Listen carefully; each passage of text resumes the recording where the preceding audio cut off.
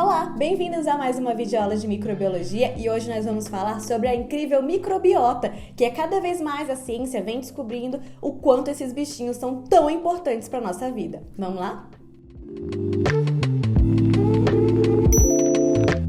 A microbiota normal é a comunidade de micro-organismos que vivem em todos nós. Estamos falando principalmente de bactérias, mas também encontramos fungos que fazem parte dessa comunidade que nos traz benefício. Apesar de ser possível encontrar vírus e parasitos que não causam problemas em pessoas assintomáticas, a gente não considera eles como parte da microbiota normal. E apesar da mídia ainda usar muito esse termo de flora intestinal, as bactérias não são consideradas plantas desde o século XIX. Então você não precisa falar flora intestinal nem fauna intestinal, tá? É só microbiota. Existem várias microbiotas espalhadas no nosso organismo e os membros dessas comunidades podem variar em tipo e quantidade.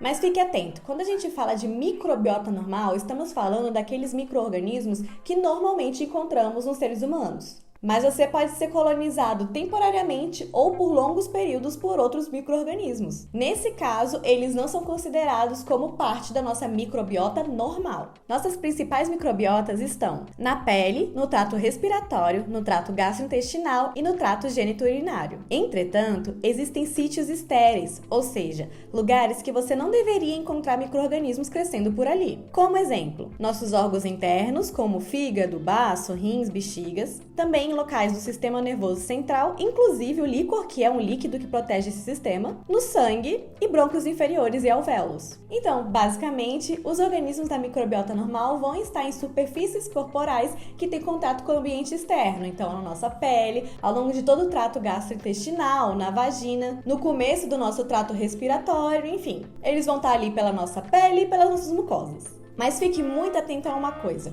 Antigamente, acreditava-se que os nossos bebezinhos ficavam em ambientes estéreis dentro dos nossos úteros. Mas alguns estudos já reportam que ainda dentro da barriga da mãe, algumas bactérias conseguem atravessar a placenta e já começam a formar a microbiota do bebê.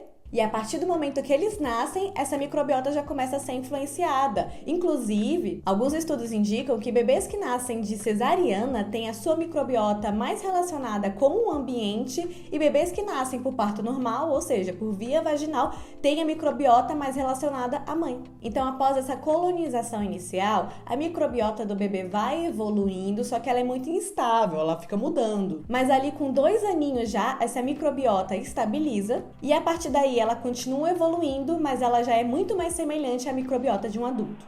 Por que é importante ter uma microbiota saudável? Existem vários motivos para você manter a sua microbiota saudável. Primeiro, ela nos protege contra infecções. Inclusive, existem autores que incluem a microbiota fazendo parte do nosso sistema imunológico inato. Imagine que nossas bactérias residentes estão lá, na boa, ocupando sítios específicos na pele, nas mucosas e chega um tipo de bactéria patogênica. O crescimento dessa bactéria patogênica representa uma ameaça para as nossas bactérias residentes, por estar ocupando o seu espaço e consumindo seus recursos. Então, elas podem funcionar como uma barreira para a colonização desses micro-organismos patógenos, nos protegendo. Uma microbiota desequilibrada não vai te ajudar. Tem uma função importantíssima na nossa nutrição, afinal nossas bactérias intestinais vão nos ajudar a transformar moléculas e produzem uma grande quantidade de vitamina B, vitamina K. E terceiro, cada vez mais a ciência está vendo a ligação entre você ter uma microbiota desequilibrada e o aparecimento de algumas doenças, como por exemplo diabetes, obesidade, câncer e até doenças relacionadas ao nosso sistema nervoso central, como autismo, Alzheimer, depressão.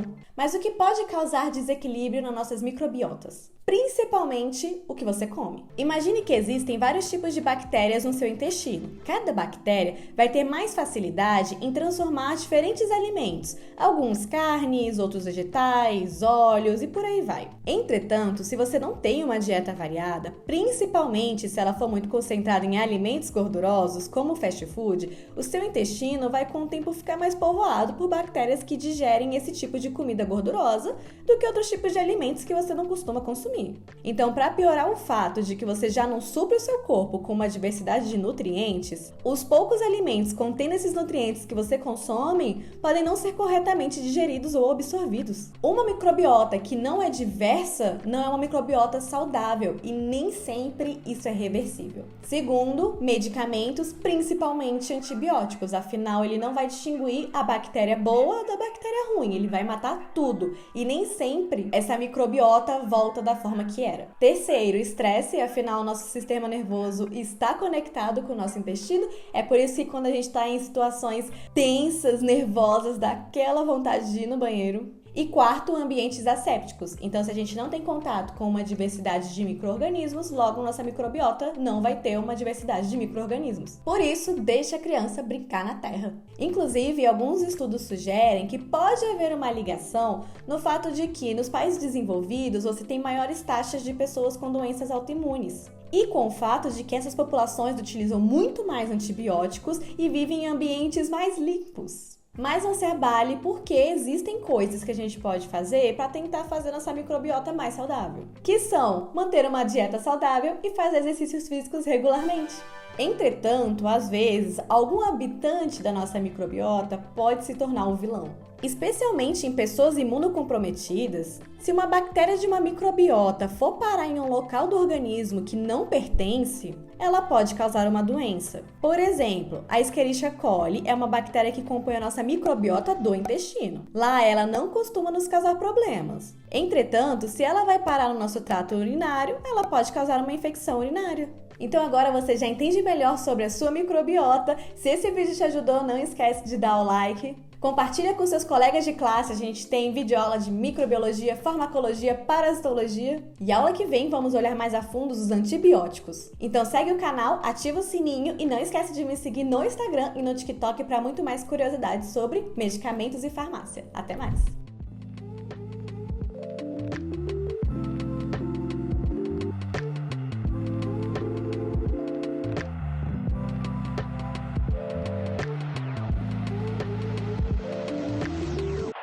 Próxima estação.